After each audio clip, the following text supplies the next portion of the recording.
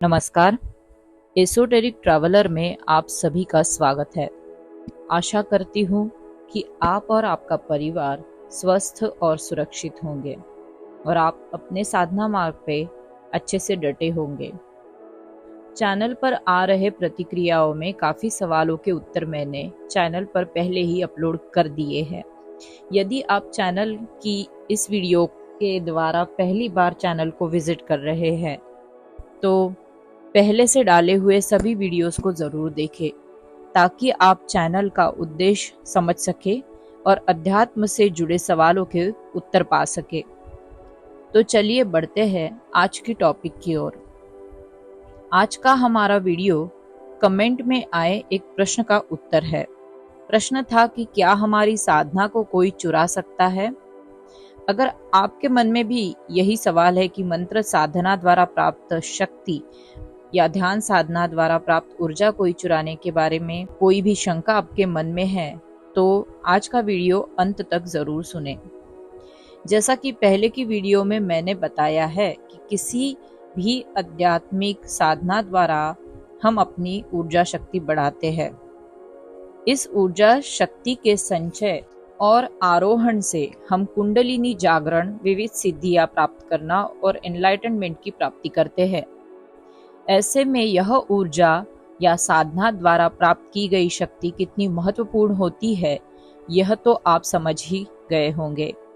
और जो भी चीज बेशकीमती होती है उस पे न जाने कितने ही लोग नजर गड़ाए रखते हैं, यह भी समझना कोई कठिन बात नहीं है। तो ऐसे में यदि कोई साधक कहता है कि उसकी सिद्धि या मंत्र जाप की शक्ति चोरी हो गई है तो यह सच हो सकता है। यह सत्य है कि किसी भी साधना द्वारा प्राप्त ऊर्जा शक्ति को चुराया जा सकता है या खींच लिया जा सकता है।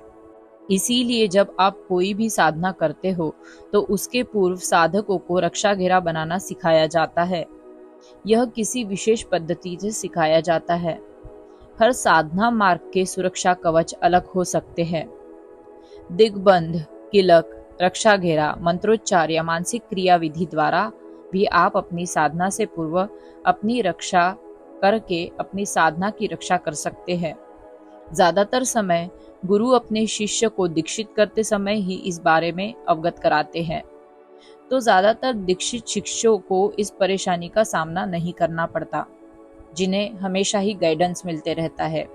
हाँ, यदि आप बिना गुरु के या बिना किसी प्रॉपर दीक्षा लिए कुछ कर रहे हैं तो इसकी समस्या से आपको गुजरना पड़ सकता है।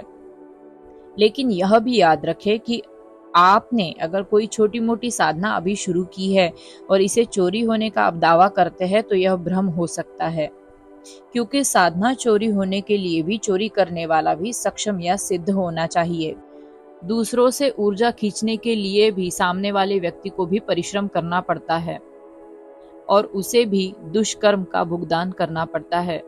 तो आवश्यक नहीं है कि हर किसी की साधना चोरी हो जाए, लेकिन हाँ, किसी भी समय साधना करते समय दिग्बंध या कीलक या रक्षा घेरा बनाकर ही साधना करें। Precautions are always better than cure. और सबसे महत्वपूर्ण बात कि जब आप किसी भी साधना में दीक्षित होते हो तो जितना हो सके अपनी साधना को और अपने अनुभवों को गुप्त रखें। कम से कम 2 से 2.5 साल का समय अखंड रूप से कोई भी साधना को पकने में लगता है। इससे पूर्व यदि आप हर किसी को अपनी साधना के बारे में बताते हैं तो साधना का प्रभाव भी कम हो जाता है और आपकी जितनी साधना सफल होने की संभावना है वो भी कम हो जाती है। परंपरा के अनुसार गुरु कान में मंत्र क्यों बोलते हैं? वह इसीलिए कि मंत्र केवल गुरु और शिष्य के बीच में रहे और किसी तीसरे व्यक्ति को ना सुनाई दे। तो यह सबसे उत्तम है कि आप अपनी किसी भी साधना को दूसरों को रिवील ना करें और इस पे कम से कम 2 से 2.5 साल तक बिना रुके काम करते रहे।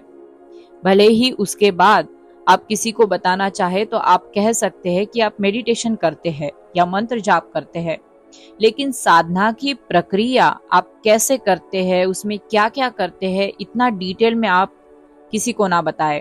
यह सारी चीजें आप अपने आप तक ही रखें। एक बात समझने के लिए आप तो होशियार है ही कि जो चीज लोगों के दृष्टि में नहीं है या जानकारी में नहीं है उसे खोजना या चुराना तो असंभव है। आपकी आध्यात्मिक यात्रा आपकी बहुत ही निजी बात है, तो इसे जितना हो सके अपने आप तक सीमित रखें और अपने आप में कार्यशील रहे। आशा करती हूँ कि आपको आपके प्रश्न का उत्तर मिल गया होगा। यदि यह वीडियो आपको सहायक लगता है तो आप अपने मित्र साधकों से भी जरूर शेयर करें। साथ ही चैनल को लाइक और सब्सक्राइब भी करें। आप अगर मुझ तक पहुंचना चाहते हैं तो डिस्क्रिप्शन बॉक्स में दिए गए ईमेल पर आप मुझे मेल कर सकते हैं। मैं मिलती हूं आपको अगले वीडियो में। तब तक के लिए अपना और अपने परिवार का ख्याल रखें, सुरक्षित रहें। सबका मंगल हो, सबका कल्याण हो।